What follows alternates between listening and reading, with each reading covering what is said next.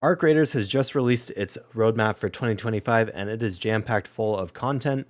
They have ongoing events, so they have new map conditions. They have a lightning bolt next to that, so I'd assume that means more lightning storms. We already saw that on the map today. They have new feats and trials. We're getting new cosmetics. We're getting new quality of life updates. That's pretty standard and more. So that's ongoing. Then we have an update in November, or maybe a couple. First of all, we have a new map called Stella Montes. It's already on like the overall map, so you can see it, but you just can't go there. Looks super cool. Can't wait to check it out. I think their map design is top tier. I'm not sure it quite matches how good Tarkov's map design is, but it's definitely up there. All of the scenery is absolutely gorgeous. Blue Gate is awesome. If you haven't tried it out, I'd highly suggest going and playing that map. The flow is really nice. So new map, awesome. We have a community unlock event, so I'd assume this is the community working together to unlock something or other. Then we're also getting a new arc, so new machines to fight. We're getting a matriarch, which I'd assume is probably pretty big, just given the name matriarch makes it sound like the mother of stuff. And we are getting a shredder as well. I'll be interested to see if the shredder is a ranged or a melee character. I feel like that could definitely be terrifying if it was melee. So moving on from the arc, we have new gameplay items. So there's a picture of a gun here. So if we get new guns, that'd be super cool. I do think that they have a pretty good selection of guns in the game so far, but it wouldn't hurt it to have more. It's always nice to have more options for guns. I think that, if they added a couple more beginner guns that are like gray, that'd be cool as well.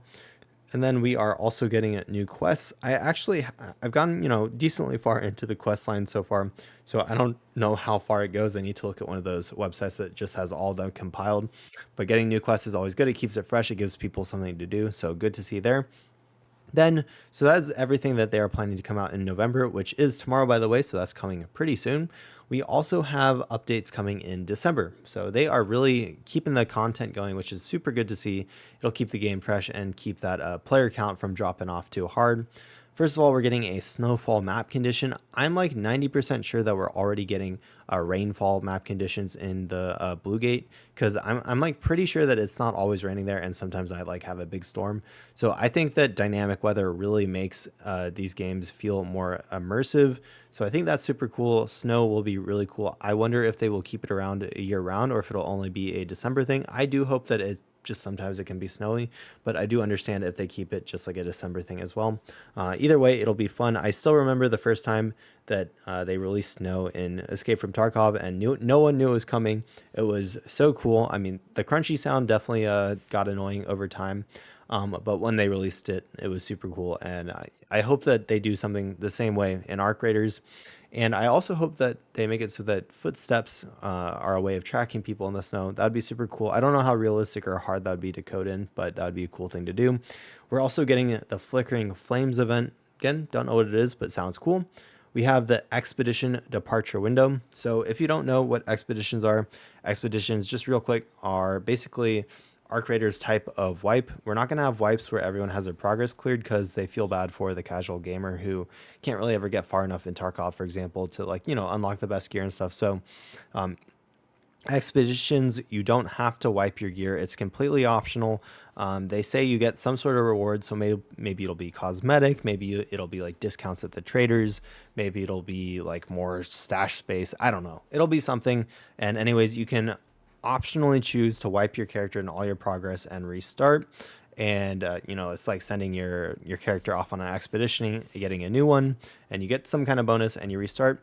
Now, the cool thing about Arc Raiders that differentiates it from a lot of other extraction shooters that have the wipe mechanic is that, or that really don't have a wipe mechanic, is that this allows players to wipe. And it's sort of like a prestige, basically, but it causes players to all prestige at the same time. So even though not everyone is forced to wipe, a bunch of players will all wipe at the same time, which is super, super nice, because it means that even though not everyone is wiping, I'd say that probably the majority of at least competitive players are all going to wipe, which means that you're all starting off on the beginning maps with the beginning quests, running into each other with starter gear, and it'll just make the game feel more, you'll get that like new wipe experience, even though it doesn't force all the casual players to wipe. And I think it's actually super genius. I mean, really, really good solution to this wipe issue where wipes keep the competitive players coming back because it's a new time to get in and compete against everyone, rush to the end, finish all your quests, unlock gear, stomp the people who are less far than you. And then it also allows the casual players to enjoy the game because they get to continue their progression. They're not forced to wipe, and they will miss out on whatever rewards that Embark gives you for going on an expedition. But I think that's a fair trade-off. They get to keep all their good gear and then not go on the expedition and get those rewards. So anyways, well done, Embark. I have yet, we haven't seen it in real time yet, but I think it's a super, super unique and good solution, and I can't wait to see how it ends up working. So then we have a new Raider deck. Honestly, I haven't been too impressed with the cosmetics. It's just personal preference. I haven't been too impressed. You can get like a few in raid, items and stuff. I do wonder if this next Raider deck will cost money. It would seem, like it's basically like a battle pass. So it would make sense if that's how they're making money off of the people. But I could be wrong. I don't know. And then we are getting new quests then as well. So it is good to see that they're, going to be adding new quests pretty consistently that will allow people more stuff to do. I think their questing design is like fine. It's not necessarily very impressive. It's pretty standard for extraction shooters. Go here, do this, enter this locked room, bring stuff back. It's pretty standard. Their questing design probably they could work on it a little bit more, but it is good to see that they're putting out more quests, and it'll keep the game fresh and new. So overall, I think that the roadmap is looking super solid, and I can't wait to see what they have coming in 2026.